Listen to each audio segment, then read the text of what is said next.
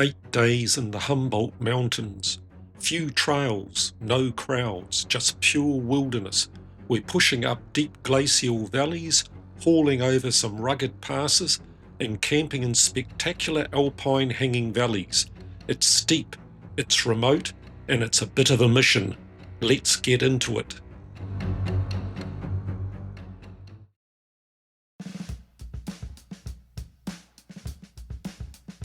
It's 1 p.m. on a warm summer afternoon when the shuttle pulls away, leaving us at the Scott Creek trailhead on the Routeburn Road.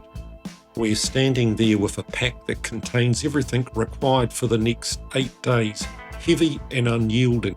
From the road, all you can see is a steep, immediate climb to gain the gully that provides access to get above the bush line to the Humboldt tops. There is no easing into this tramp, it's a steep grunt from our very first step. We have one mission today. We need to find a good campsite around the 1,000-metre contour that is, hopefully, above the sandfly zone.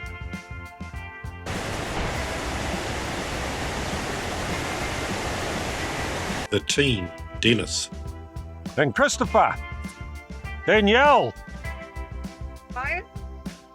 Uta, I want to say hi to my grandmother. and Andrew. When we step under the canopy, the temperature drops immediately to something more comfortable for climbing uphill with a full pack.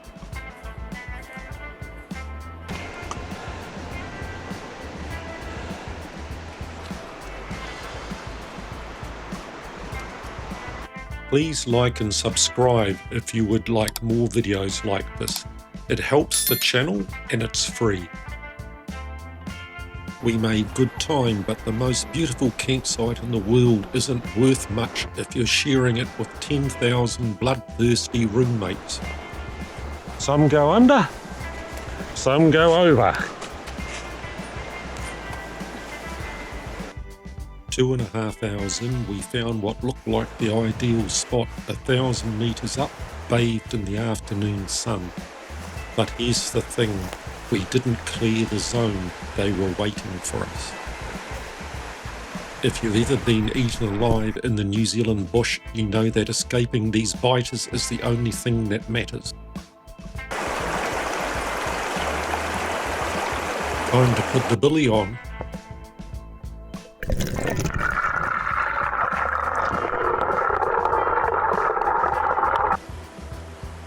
Camp life on Scott Creek. Around 6, the mountains made the decision for us. The rain set in, the fun was over, and it was time to retreat to the tents for the night.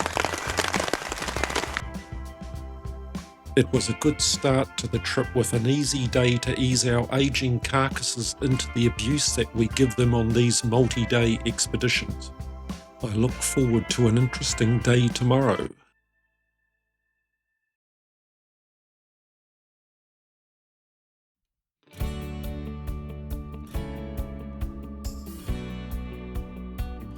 Start of day 2. Rain has gone, leaving us wet tents to pack, but we still have clouds hanging around some of the tops. Our mission today is to get over the tops and camp in Death Valley. We continued climbing following the creek, encountering a few flood-damaged sections requiring some scrambling over rocky sections and over tree branches.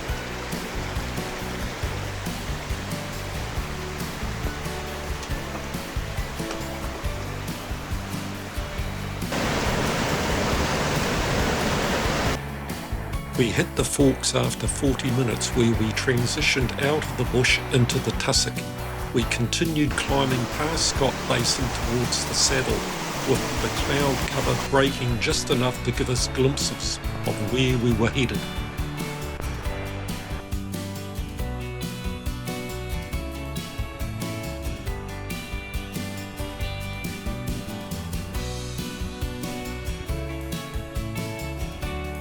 As we got higher, the cloud dispersed, allowing us to appreciate the scale of these midsections of the Humboldt Mountains, with its shattered peaks and crumbling shoulders.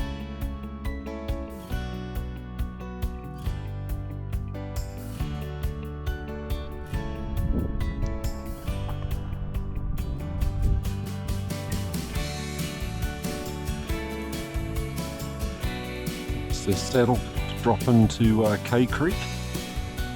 We're climbing higher. From the Fraser K Creek saddle, we headed west, continuing the climb up to a tarn at 1,500 metres that provided access to Death Valley.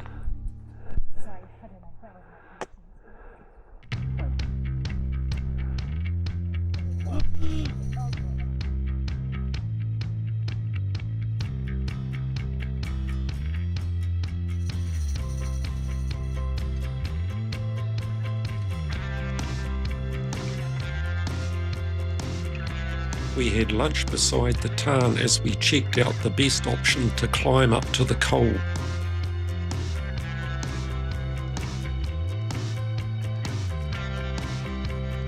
Beyond the tarn, we picked our way through a series of bluffs. They looked daunting from below, but a slow and steady pace with frequent stops provided us with plenty of time to admire this glacier-carved hanging valley. The saddle provided us with great views into both catchments. Access into Death Valley looked interesting, and we could see all the way down to a promising campsite on a moraine terrace beside a tarn. But here's the catch: looking down at the goal is one thing, but getting there is another. We had a steep descent on loose rock and scree where every step was a calculation. It was slow, jarring travel that demanded all of our attention. That reminds me very much of the very head of the Ahuriri underneath Mount Huxley. An hour later we confirmed that the effort was worth it. A flat campsite the size of a rugby field next to a great water source where we could all spread out and finally dry our tents in the late afternoon sun. And the best part? No sandflies. We had a laid back afternoon and evening chilling out. Yesterday was a bit of a grind. Today was about the payback. Relatively easy travel and absolutely great terrain and stunning Humboldt mountain vistas.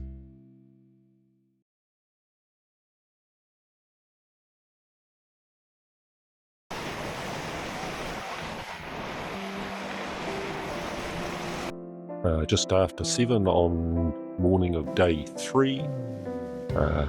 Wasn't too cold last night, cloud cover all night, so that was a bonus. Everyone's busy breaking camp. Leaving our high camp usually means paying back the elevation you gained the day before. We started with a steep descent, picking our way down a dry tussock slope towards the valley floor. When you hit the bottom, the challenge shifts from balance to navigation. There's no marked trail here. We followed the stream, crisscrossing it to find the best ground trail. It's reasonable travel, but we're still clambering around small drop-offs through boulder fields where every step requires a bit of thought. A Kion and a Kion.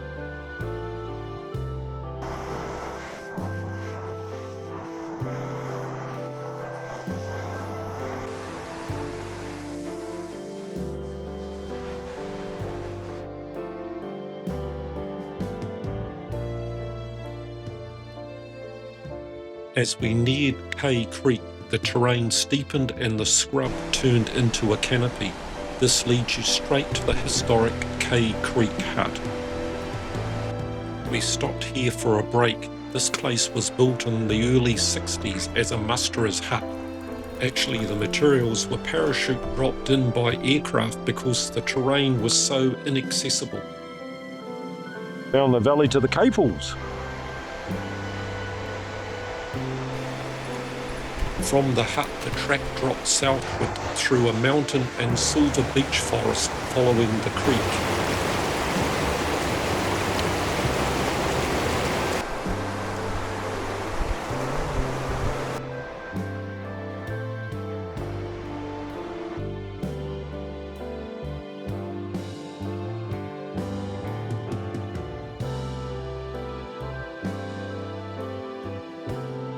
We eventually hit a section of the valley heavily scarred by old floods, but the payoff for the devastation is the view. We look straight down the valley towards the Caples and up the Steel Creek track into the Eliza Mountains.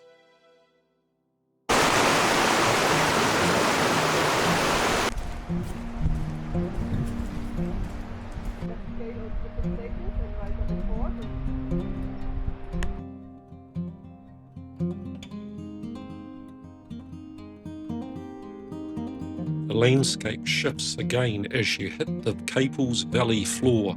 The mature red beech canopy is massive down here, towering over us as we headed west to find the track into Fraser Creek.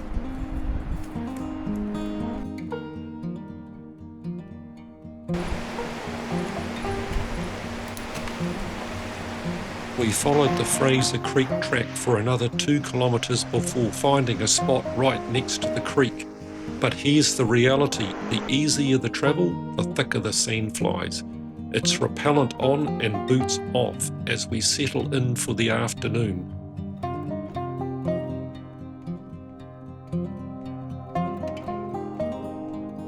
An easier day today with no significant challenges. I really enjoyed the lower K Creek in Caples with its open understory and huge beech trees.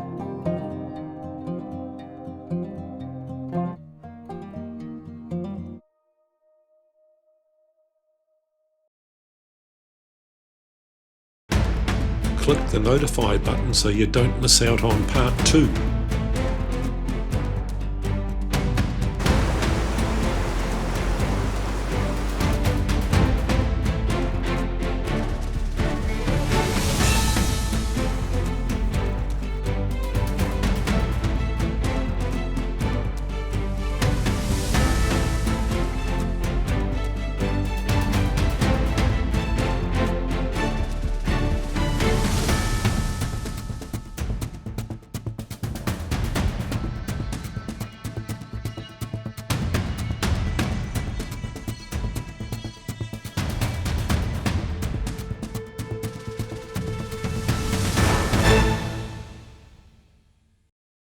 Check out my website for more trip ideas around New Zealand.